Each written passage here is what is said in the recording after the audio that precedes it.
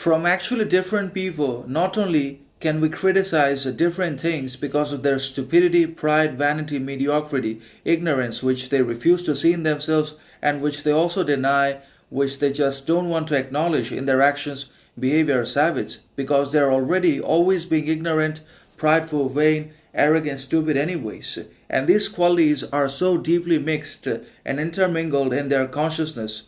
because of the governance from the unconscious that now they are literally indistinguishable from the original personality, and these people also cannot distinguish or differentiate between themselves, between their own stupidity, mediocrity, and materialism, pleasure, and reality, actual circumstances, and practical situations inside of which we and they exist also in one way or another. So different people epitomize and represent different conscious and unconscious drives at the same time. Alongside, they also epitomize or become the representation of various and dynamic qualities, aspects, characteristics, or similar of them, and obviously different or similar actions, behaviors at the same time, alongside habits which we can always emulate and learn and investigate instead of just hurling criticism, objection at them, because it's much easier to criticize the others' weaknesses, deficiencies, shortcomings, and to object to their problems than to see their real important value, and also then to basically do some soul searching, self investigation, self reflection.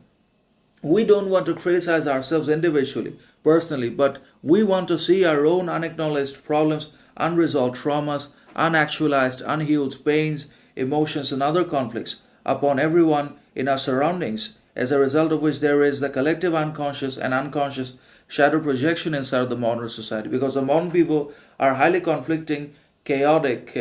and painful, not only because of their addiction to the distractions, pleasures, comforts in life, or because of the self-obsession or self basically centeredness, but also because of their lack of acknowledgement or basically recognition, realization too, and regarding their own problems individually, which they inevitably reflect upon each other and create a society of unrest, corruption, discrimination, partiality, and unrest anyways, and not just the governmental ones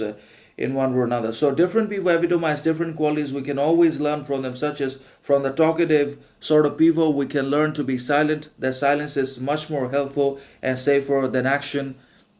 Speech, from the intolerant people, we can learn toleration and patience, modesty, and obviously kindness from the unkind people. And